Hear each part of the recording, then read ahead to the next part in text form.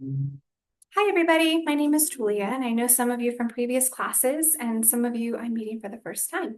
I've decided to create a video accompaniment for the PowerPoints, not because I'm an overachiever, but because I'm a firm believer that PowerPoints are meant to be presented um, and not shared and then read verbatim by either the presenter or the people receiving it. So here you go. It provides a little bit of context for what's on the slides. You can skip it all together if you want, but I wanted to make it available. So let me share my PowerPoint with y'all and then I'll walk through it. Give me a sec while I get to the presentation.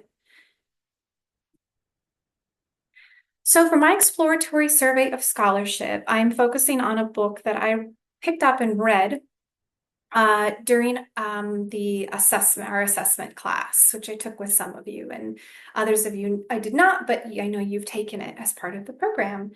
Um, so my goal for in that class was to start contemplating a equitable assessment tool. By assessment tool, I quite literally mean the tool. So a rubric of sorts. But moving away from a Western episteme and traditional linear model. The title of the book, Reframing Assessment to Center Equity, Theories, Models, and Practices, is an edited book. The editors are educators and scholars who contributed to various chapters in the book, but the book is also consists of writings from other educators and scholars. I can't highly recommend the book enough. You should totally get it. It is way more engaging and interesting than anything that we've read on assessment in this program thus far, in my opinion. And it definitely takes an approach that I think best aligns with some of what we read in previous classes with culturally sustaining and culturally affirming education. This book discusses it proposes approaches to assessment that best align with those pedagogical approaches.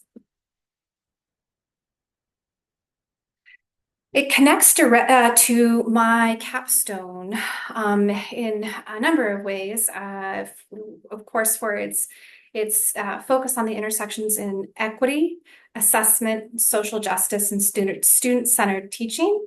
Also, with its focus on culturally sustaining and culturally relevant teaching. I talk about the rubric that I've been co-creating and practicing with students as culturally affirming assessment.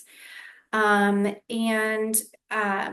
the one of the articles written by Hobbs and Robinson talks a lot about the importance of having content that mirrors and sustains students' lived experiences. And the work that I'm trying to do is to propose an assessment tool that does the same. I see what the tool that I'm creating is heeding Beta's quote revolutionary call to action in the first chapter of the book and their chapter, The Assessment Activist.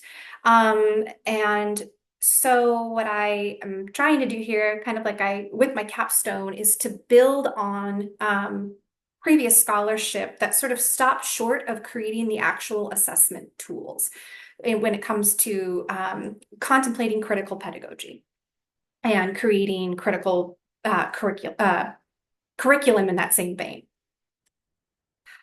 This is super small, so you can take a look at it if you'd like. But this is additional scholarship that I am referring to, specifically scholarship that talks about co-created rubrics, which is sort of sparse, and then also looking at non-Western epistemes for contemplating assessment. I would also say it's not on this list, but I definitely am going to be drawing from culturally sustaining pedagogies, a text that some of us looked at in previous classes, but it's also one that I would add to this list and recommend. So some gaps in research, and I don't see these as being shortcomings necessarily of the texts. I work in a very particular school, right? Like we all do. And We are non-graded, as many of you know, competency-based, and our competencies reflect an inquiry cycle that is inspired by NAWA, ethnic studies, the NAWA frameworks that guide ethnic studies, and specifically the four manifestations of Quetzalcoatlipoca, excuse me, that is draws from ancient Aztec culture. And so in the particular book, in this one, in Reframing Assessment to Center Equity, there's no methodology that draws from Aztec or Nahua, Aztec culture or the Nahua language. So there's plenty of scholarship on that though, specifically that's put out by CITO, XITO, which is an ethnic studies organization that's put out many frameworks. I also, and this is something I've encountered across the research and scholarship in general, and so I'm going to have to do a bunch of digging, but there is a complete absence of assessment tools, both in discussion and then if there's an exemplar given that are nonlinear, that follow a cycle. Sometimes you'll see ones that are round, and I quite literally mean nonlinear as in not in a line, but even sometimes in the ones that are cyclical, the circle is one directional. And when codexes, like the one that I've shared here, and in the inquiry process, it's not cyclically one directional, right? So you move through these different manifestations in different ways at different times. You may be in multiple places at once. And so the assessment tool I want to create, I want it to reflect that. And that is definitely a gap that I have encountered in the research that I've done this far, including in this particular book. Key quotes.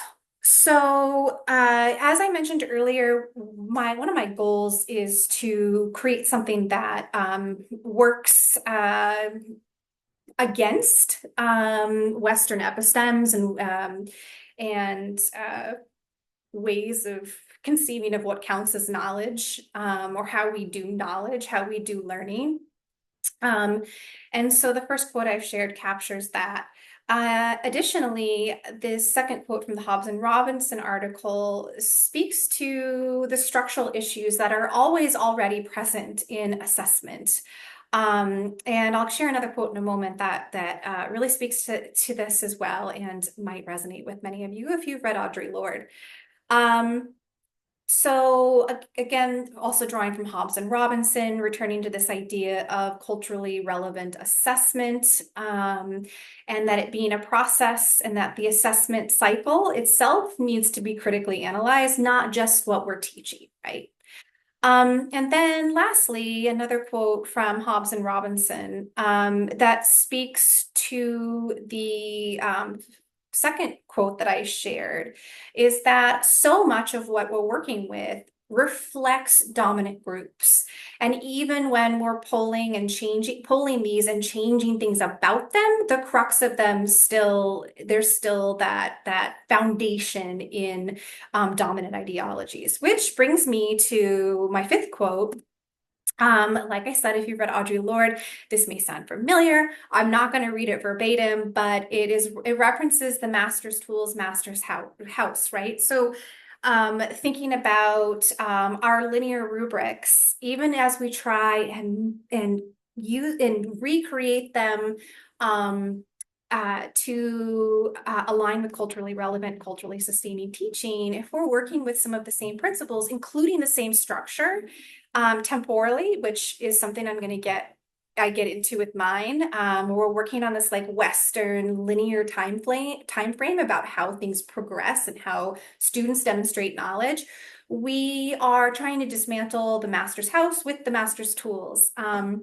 And so I'll let you all read this on your own time, but I love how Beta ties Audre Lorde, that thinking into assessment, and of course the goals of equity and social justice being at the center of sort of rethinking assessment. That's it.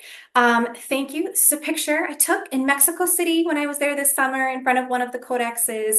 This is not the Four Manifestations. It's the Sun Codex, but it was an amazing experience, and I wanted to share it with you all.